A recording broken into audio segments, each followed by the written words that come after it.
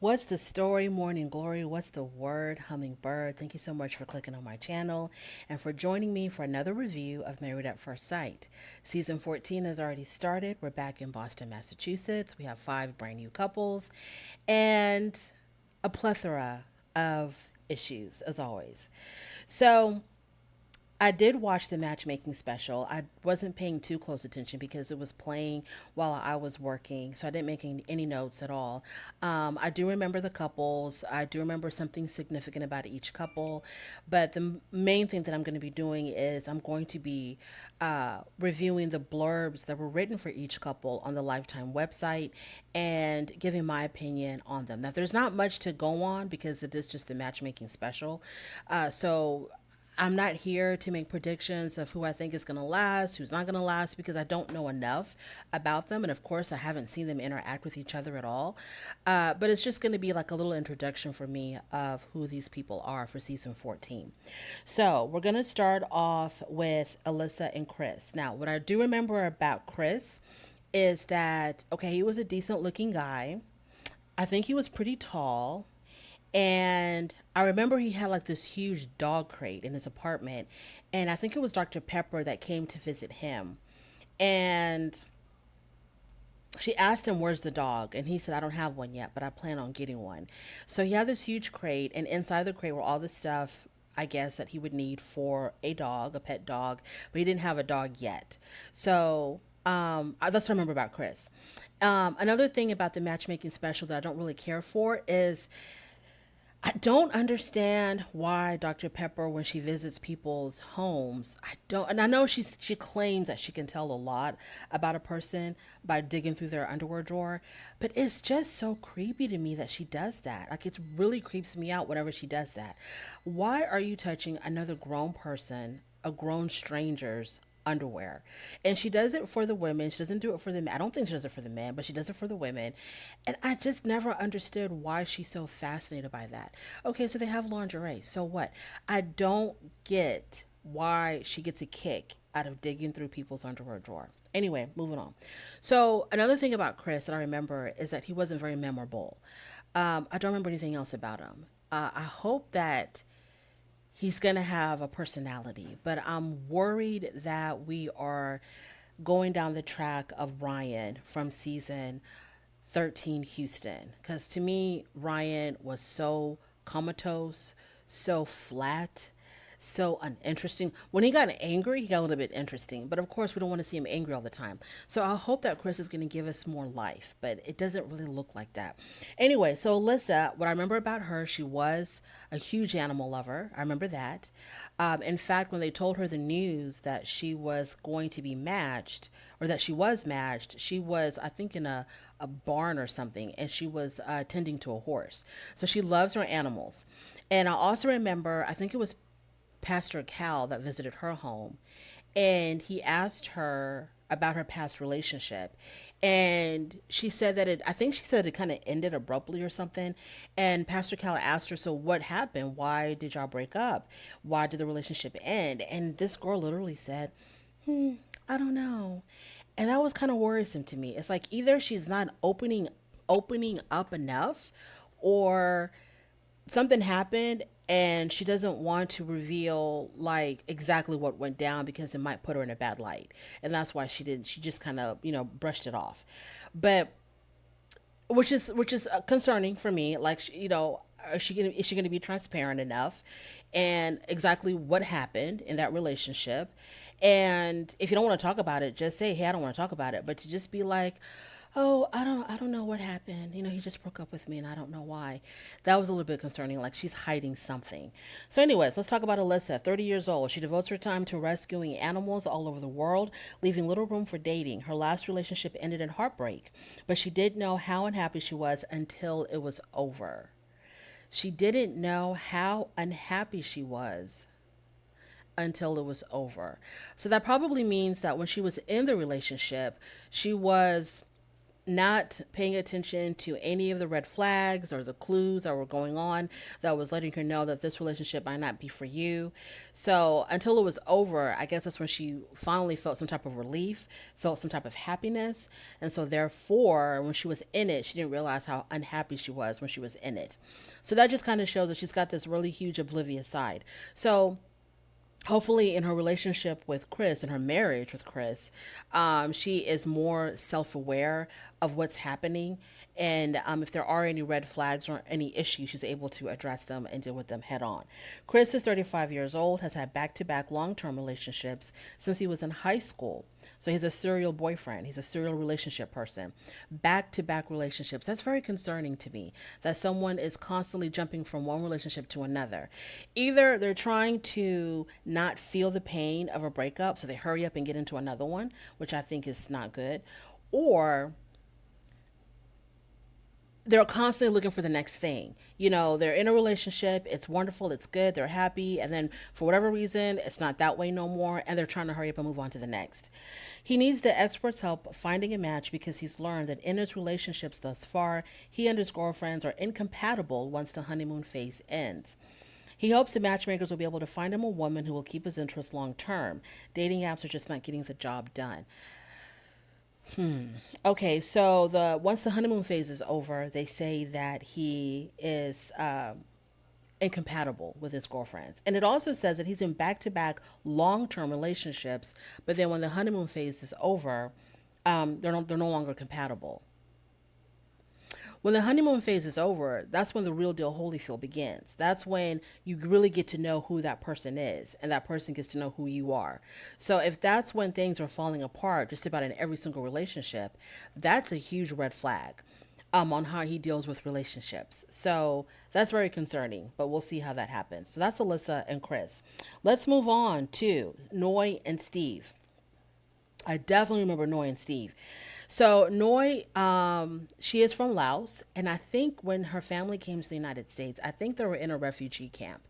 I'm not 100% certain, but I think they were in a refugee camp. So her childhood was a little bit rough, but she talks glowingly of her family, especially her parents. She even got emotional when she was talking to Pastor Cal about her family. She really admires her parents. She admires the hard work, the struggle that they went through to give them the life that they now have. She really admires their marriage, their very long-term marriage. So she's very, very family oriented, and that was a really good thing. And I remember her being really, really tiny, and she lived in a really small apartment. One of those apartments, for those of us who don't live in the East Coast and know nothing about very expensive, tiny apartments, but it looked like one of those apartments that's very, very tiny, but probably cost an arm and a leg in rent. And she's a really cute girl, very warm, very welcoming, very sweet, very polite. That's what I remember about Noi. And I remember Dr. Pepper made a joke that if they match Noi and Steve, Noi's new name will be Noi Moy, because Steve's last name is Moy, and they all thought that was funny.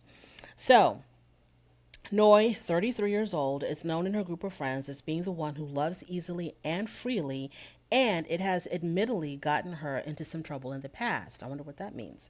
She is choosing to go on the Married at First Sight journey because she's tired of being let down.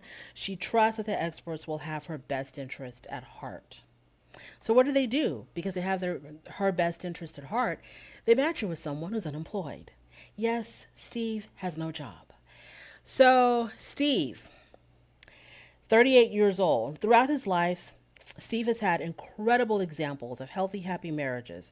Recently, he found out his grandparents, who've been married for 60 years, had an arranged marriage. After witnessing so much love and happiness, marrying his future wife at first sight does not scare Steve. So he's not afraid of love. He's not afraid of this process. He understands what it's all about, and he knows that it can turn out well. He is very hopeful that the experts will be able to find him a match who will make him as happy as his grandparents. So when we met Steve on the matchmaking special, he tells us that he was laid off from his job. I don't know if it was COVID related or if the company was just downsizing or what the issue was, but he was laid off from his job. I remember him saying that he was working for this company. I think he's some type of an engineer, software engineer or something like that. And he didn't want to live in a cold climate anymore, so he wanted to move to a warmer state, and he wanted to be able to commute, or not commute, he wanted to be able to work from home in a warmer state. And so when he had moved and had made arrangements to do all of that, he got the notice that he was laid off, and I think he moved back to Boston, I think. But anyway, so when we meet him, he's unemployed. So I thought that was a little bit concerning, and I'm hoping that when they do walk down the aisle that he will already have had gotten a job. But one thing that was concerning also is that when Dr. Viviana went to go visit Steve to tell him that he got matched, she asked him about his whole employment thing, because the three experts, when they were discussing whether or not to put him on the show, Dr. Pepper and Pastor Cal were all for Steve being on the show despite him being unemployed. And Dr. Viviana was the only one that raised concern about putting him on, because putting him on even though he was unemployed. Like, she didn't think that was a really good idea. So Pastor Cal and Dr. Pepper were trying to convince her that, hey, even though he doesn't have a job, it doesn't mean that he's unemployable. It doesn't mean that he can't get a job. He's got great credentials. He went to school, has an education. He's got great work experience. So let's not worry about that. He's going to find a job. Don't worry about it. He's going to find a job. So when Dr. Viviana went to go tell him that he was matched, she asked him about his work status. Like, how's that going?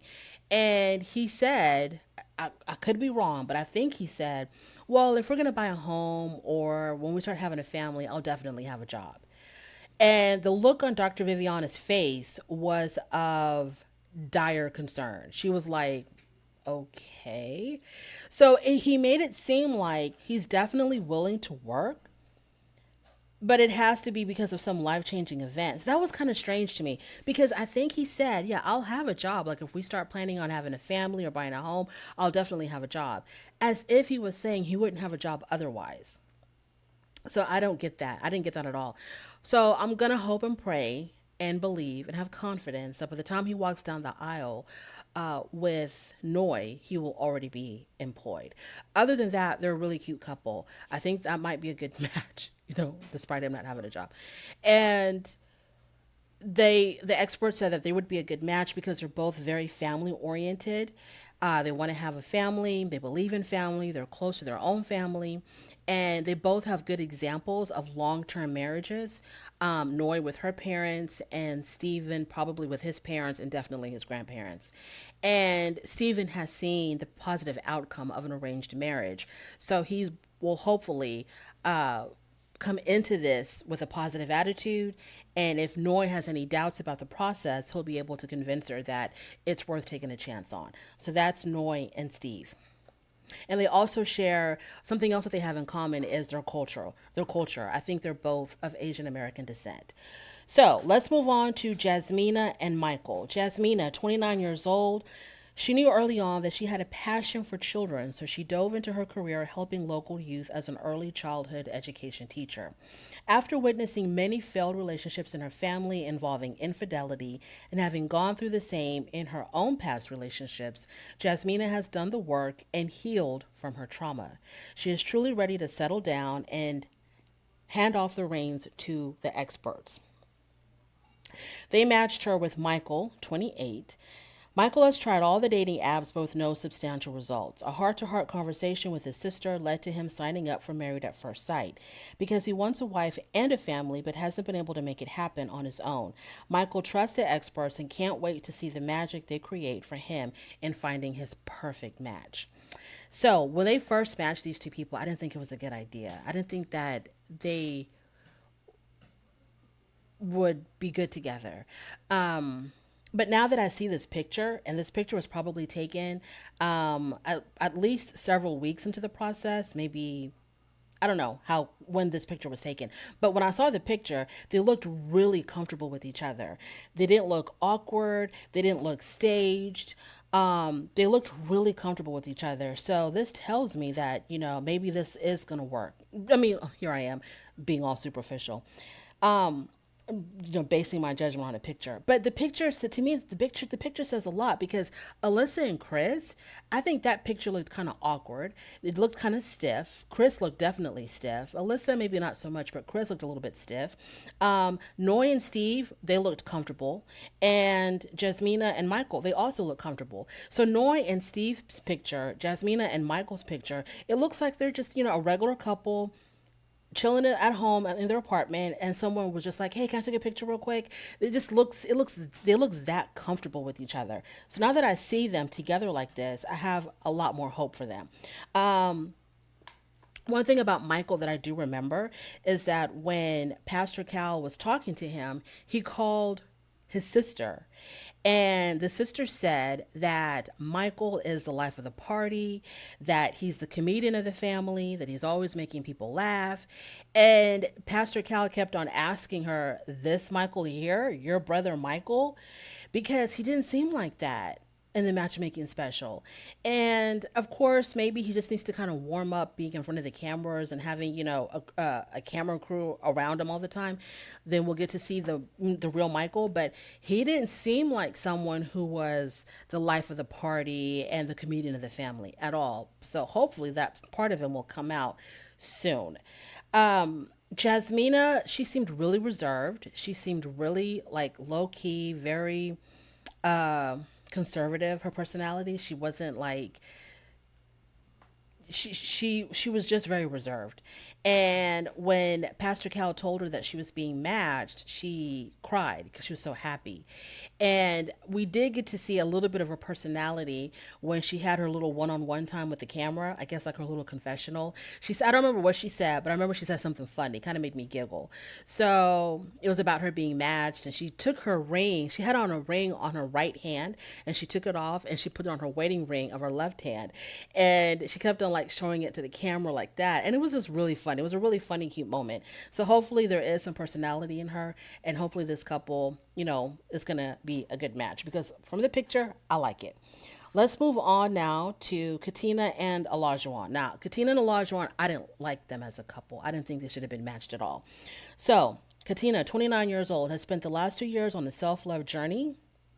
She has been focusing on herself and has grown spiritually. She always dreamed of being a wife and mother, but has struggled to find the right partner. Katina is ready for Married at First Sight because she believes this process works. Why do you believe that, Katina? Why do you believe this process works? This Married at First Sight process. Why do you believe this process works? Because out of all 14 seasons, there's probably just a handful of couples that stayed. You take 14 seasons and you take about 5 couples per season. You do the math. There's only been a handful of couples that have stayed married past that 1 year mark. And I don't know how much less that passed the 2 year mark and as we move on. So I think the longest married couple is Jamie and the lady that hosts I forget her name, Jamie Otis. I think that's her name. I think she's probably, her and her husband are the longest lasting couple, the longest married couple. And I think they've been married 5 years. So the track record for this show is abysmal. It's not good. So I don't know why Katina says that she believes in this process. She believes that this process works because it really doesn't when you look at the numbers. And it's all about the numbers. Olajuwon is 29 years old. He is an admitted former playboy. After enjoying this period in his life, he realized he was lonely. He wants a partner with whom he can share life and hopes to have a family of his own. Olajuwon went to college with Jeff D. Pierre from season 6 of Married at First Sight. After reconnecting at their homecoming, Jeff D. only had great things to say about his Married at First Sight experience, so Olajuwon was thrilled when the show returned to Boston. So what I thought was interesting about that little blurb is that Olajuwon, who's friends with Jeff D., that Jeff D. said that this was a very positive experience and that he had nothing but great things to say about his Married at First Sight experience because the whole time I watched that season with Jeff D. and Shawnice, and from the time that they got married until the time that they said they were going to stay married, I really didn't feel like they were that good for each other. Jeff D. was always extremely distant from Shawnice, And I felt like he never really warmed up to her. And I felt like she was constantly trying to make him more comfortable around her. She was really trying to make him, I don't know. I always felt like, and I still feel like, because I'm also watching Couples Camp. Now, I'm not at the most recent episodes of Couples Camp. I don't know how many months behind I am, maybe 2 or 3 months behind, or maybe less than that. I don't know, maybe 2 months behind. And they're still struggling. They are still struggling, even though they have this beautiful daughter. They're still married. They're still struggling, and it seems like the issue is still the same, where it's like Shawnee's trying to get Jeffy to show her more attention, more affection, be more loving towards her, because he does. Maybe that's just his personality. Maybe he has a lot of love in his heart for Shanice, but he just doesn't know how to show it. Like it doesn't really show outwardly. Like they're not very affectionate with each other. They're not very lovey-dovey with each other, and that's fine. Some people are just not that way. But it seems like that's something that Shanice wants, and Jeffy just doesn't give it to her. Because I remember also they were on another Married at First Sight special. Um, Married at First Sight After the Ring or something like that. I don't know. And Shanice was pregnant. And I remember her saying that they were having problems, they were still having issues, and that she wants more of Jeffy, and he's just not giving it to her. And I think I remember when she was still pregnant that she had concerns, because she says, I think she said he loves the baby more than he loves me, and the baby is even poor. It was something on along those lines, where she was showing some type of fear of Jeffy already showing a lot of love towards the baby, and it made her feel some kind of way. And I don't want to say the word jealous, because that sounds horrible for a mother to be jealous of the attention her child is getting from the father, but it kind of felt that way to me. And I hate saying that, and I hope that I'm wrong, that I'm completely misreading her. But it seems like ever since she got pregnant, Jeffy has always been excited about having this child. And I feel like she feels like he doesn't show that same excitement or enthusiasm towards her. And I'm sorry that I'm spending so much time talking about a past couple, but I got to get this out. It always felt like to me that Shanice has always been wanting more of Jeffy, and he's only giving her like the bare minimum. Now, I know he loves her. I know he loves her. There's no question about that. But I don't know if it's like that strong romantic love, or he loves her just as because you're my family and you're the mother of my child and that's why I love you. I don't know what, but I'm at that part now on Couples Cam where she threw her ring back at him because she was upset. He came home. He left work. He went to go hang out with his friends, and then he came home, and she was upset about that because she wanted him to come straight home to her. And so they got into an argument. She took off her ring and she threw it, and she said she's done. And he said he was done. And then they started talking about divorce again. They're always talking about divorce, but they don't get divorced. And she says, well, you're supposed to spend more time with me. We're supposed to be making an effort to spend more time with each other, but she'd rather be with your friends after work than come home to me. And whenever he's like, I think she's also a little bit resentful of the love and the attention he shows their daughter, and the attention that any attention that he gives to anyone else. I think she gets jealous because she wants that attention on her. I don't know if she's just spoiled, or if there really is an issue there. Like he really isn't giving her what she deserves. I don't know. But I'm surprised that, according to this blurb, that Jeffy talked so glowingly about this process when it kind of seems like he's miserable. But hey, whatever. So Katina and Olajuwon, I really didn't think they were the best match, but hopefully they will prove me wrong. But I don't think they were the best match. Olajuwon, he's very animated. He's full of life. He's constantly funny. He likes to laugh and joke all the time. And he's always excited and upbeat. He's always on. And Katina's not that way. She's a lot more reserved, a lot more low key. And I feel like she's probably going to be exhausted by him and wants him just to, relax and sit down and be quiet. And he might be bored with her because she's not on that same level of excitement. So I really didn't know I didn't think that was a good match for them at all. I didn't think so. That's just my opinion, but hopefully they'll prove me wrong. And then our last couple is going to be Lindsay and Mark. Mark the Shark. Mark the Shark. Because that's all I heard in the background when I was watching the show every time he was on. For some reason, they call him Mark the Shark. I don't know why. I didn't pay attention. I don't know if it's because that's his favorite animal or if it's because it represents it's a mascot for some sports team. I have no idea why they call him Mark the Shark, but that's all I heard every time I saw his face was Mark the Shark. And he even had sharks in his shower curtain. I didn't get it. I don't understand what was. I was shocked when they chose this guy. I thought he was too goofy for the show, but they chose him. And they chose him, they hooked him up with Lindsay. And Lindsay, I thought was, she was okay, but it seemed like she has a lot of emotional issues. Uh, Lindsay, 34, has always looked up to her grandparents' relationship.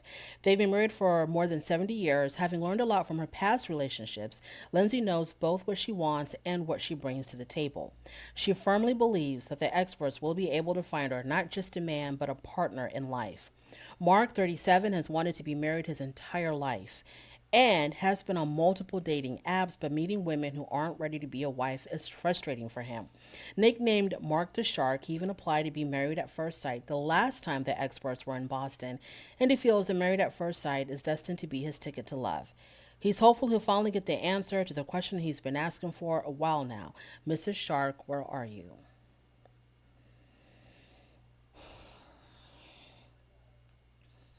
Yeah.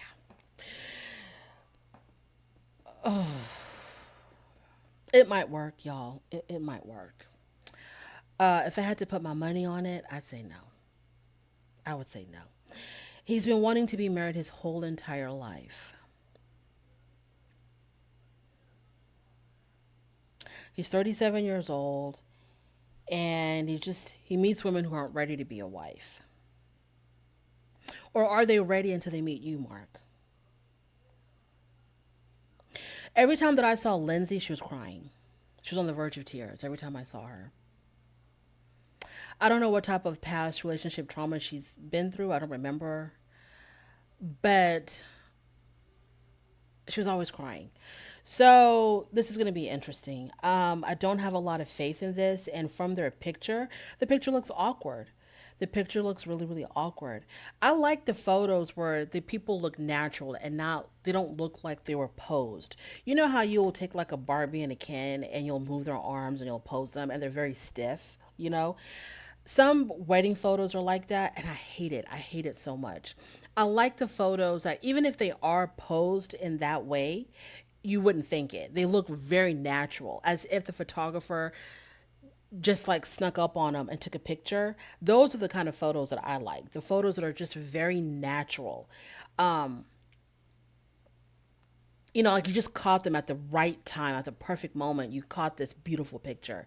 This picture of Lindsay and Mark, it's very posy. It's very stiff. I mean, Mark, his body language, it's like he doesn't want to invade her personal space. Like the way he's kind of like leaning back away from her, the way he has his hand around her and the way that they're interlocking their hands like this, it's just very stiff. It's very cold. There's no real affection between them. It's like someone was just like a photographer was walking down the street and needed to take a picture and saw that lady in the blue dress and said, "Hey, come here," and saw the guy in the collared shirt and said, "Hey, you, come here.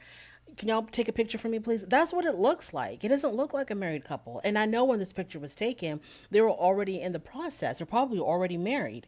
So I don't know. I don't see it for Mark and Lindsay. But I'm not gonna come into this with negativity when the season actually begins with the weddings and all that. I'm not gonna come into it with, but I am gonna call it as I see it.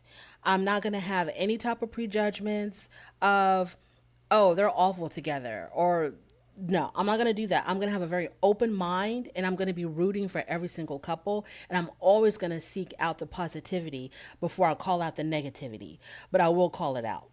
So that's just that. These are our 5 couples. I can't wait for the season to start. I cannot wait for the wedding day.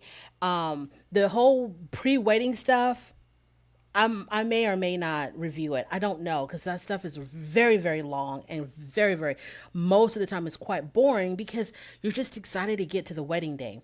The wedding day is fine because that's when they get to see each other for the first time, and obviously that first reaction is the best. I love the wedding day. But all that pre-wedding stuff, picking the dresses, picking the suits, picking the rings, the bachelor parties, I don't know. We'll see how that goes. But yeah, if you made it this far, I appreciate you more than you'll ever know. You are the greatest of all time if you made it this far. Thank you so much for joining me. And please join me the next time that I do another review for Married at First Sight. And please don't forget to like, comment, and subscribe. And I will definitely talk to you later. Bye.